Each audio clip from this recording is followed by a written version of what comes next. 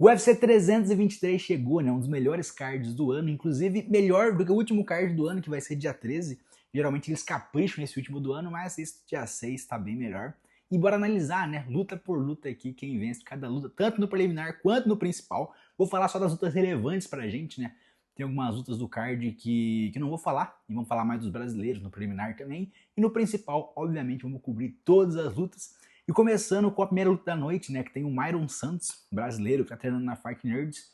Eu não acho o Myron um lutador excepcional, um lutador muito bom, porém eu acho que ele vence essa luta, né, sem mais delongas. Acho que o Myron leva essa luta, talvez, nos pontos. Segunda luta da noite, a gente tem o Trocoli, né, o André Trocoli, André Malvado, que chegou no UFC, né, teve meio que um azar ali, né, ele, era pra ele estrear, né, ficou enrolando ali e tudo mais, não sei o que ocorreu lá. E daí estreou contra o Shara Bullet de última hora, lá no Catar. Voou, não sei se foram 2 dias antes, né? Foi perdendo peso no avião. Então era uma luta bem desfavorável para ele. Engrossou o caldo um pouco ali no começo, mas depois acabou perdendo, né? Tomou bastante punição. Para a segunda luta, eu acredito que veio meio afobado ali, né? Meio desesperado, sem pensar muito. Acabou sendo finalizado também. Uma luta que eu pensava que ele venceria relativamente fácil, e agora vem para essa luta com uma pressão muito grande, né? Sobre ele, vai pegar uma pedreira, e infelizmente, né, se tivesse que apostar em alguém, eu acho que o Trocoli perde por nocaute essa luta. Depois da luta do Trocoli, a gente tem um turco, acho que é Ivo, o nome do turco lá. Esse turco é muito ruim, 93 quilos. Eu vi ele lutar contra o Cutelaba. Aquele Cutelaba é muito ruim, aquele cara, não sei como ele tá no UFC ainda. Ele perde uma, ganha uma, né, que nem ganha desse turco ruim aí. Mas eu acho que o Cutelaba é muito ruim. E esse truque é pior que o Cutelaba. Então, cara, se o oponente dele for decente, vence ele. Então esse truque, né, já falei, é muito ruim mesmo. E depois da luta do turco, a gente tem mais um brasileiro, né? Que é o Edson Barbosa, pegando o Jalen Turner, né? Que tinha se aposentado, agora voltou. Eu acho o Jalen Turner muito bom, muito grande, muito forte para a categoria.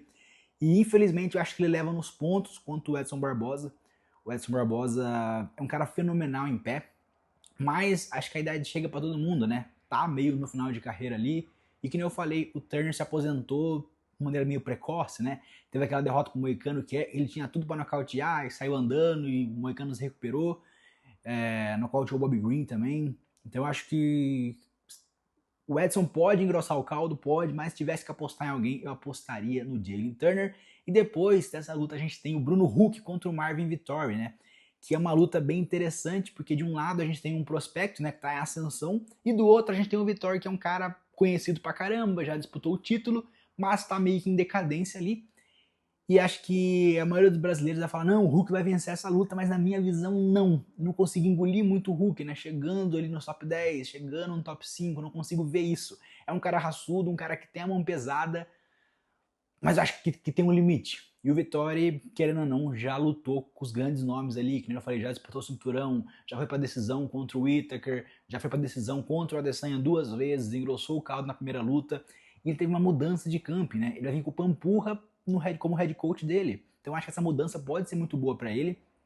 E com as derrotas, acho que vai vir motivado, né? Pra querer provar pra todo mundo que ele ainda tá lá. E se tivesse que apostar em alguém, eu apostaria no Vitória, talvez na decisão dos juízes. O Bruno Huck pode acertar uma mão, uma cotovelada, como já fez antes? Sim. Eu lembro daquela luta do Huck contra o Robocop no Rio, se não me engano. Foi no mesmo dia que o Glover se aposentou. Todo mundo achava que o Robocop ia tirar o Huck pra nada. Se não me engano, o Huck pegou de última hora essa luta. E, cara, ele deu uma bagaçada na cara do Robocop. O Robocop caiu fedendo. Então o Huck tem mão sim pra nocautear. Já vimos ele nocautear a gente com cotovelada giratória. Mas se tivesse que apostar em alguém, eu apostaria no Vitória por pontos nessa luta, beleza? Que nem eu falei pra vocês do preliminar, ia cobrir as principais lutas aí dos brasileiros. E agora bora pro principal, que tá recheado de lutas boas. Começando na primeira luta, que a gente tem Jan Blachowicz e Bogdan Guskov, né? Que é parceiro de treino do Walter Walker lá na Rússia. O Bogdan ele tem uma pedrada nas mãos. A gente viu aquela luta contra o Ryan Spann, ele deu um toquinho, o Spann já bambeou tudo. Contra o Nikita Krylov também foi uma só, o cara caiu fedendo ali. E só que o Bogdan não acha ele tão completo. Acho que foi em janeiro, se eu não me engano, ele ia lutar com o Johnny Walker. O Johnny Walker saiu da luta, deram um pangaré para ele lá, o cara derrubou ele, pegou as costas. Então, não sei como é que ele tá agora, né? Isso faz um ano já. Só que eu também não sei qual estilo, qual tipo de luta o Blachowicz vai trazer para ele. Porque o Blachowicz também tá cada vez mais apático ali, né? um cara que tá meio no fim de carreira, a idade chegou pra ele, porém é um cara que sempre engrossa o caldo. O Carlos Huber, que estava cotado para disputar o cinturão, fez uma luta duríssima que muita gente, inclusive eu, vi a vitória do Blachowicz naquela luta. Fez uma luta duríssima com o Poatan. Fez uma luta duríssima com o Ankalaev, de 5 rounds ali. Né? Foi minando as pernas do Ankalaev. Então é um cara que tem experiência e é bom em tudo. Só que a idade chega. E o Bogdan, ele tem 15 minutos para encaixar aquela mão. Ah, eu acho que o Bogdan vai vencer na estratégia por pontos? Não. Não acredito que o Bogdan vai derrubar o Blachowicz. Não acredito que ele vai pontuar ali. Ele vai para nocautear, vai para dar uma bagaçada e vamos ver se o queixo do polonês aguenta. Agora, se essa luta se desenrolar nos pontos, eu acho que o Blachowicz deve levar. Mas se tivesse que apostar em alguém, eu apostaria no Bogdan. É um cara que tá treinando muito, é um cara mais jovem, momentos de carreira. E que nem eu falei, tem uma pedrada nas mãos. Ele tem 15 minutos para encaixar um golpe perfeito e mandar o polonês pra lona e pra aposentadoria também, né? Porque, se eu não me engano, o Ian tá com 3 derrotas seguidas, essa seria a quarta, aí já complica, né? Já esquece essa chance de voltar pro top 5 ali, top 3. Acho que vai acabar se aposentando se perder essa luta. E falando sobre aposentadoria, depois a gente tem Henry Cejudo versus Peyton Talbot, né? O Cejudo fez a maior cagada que eu já vi.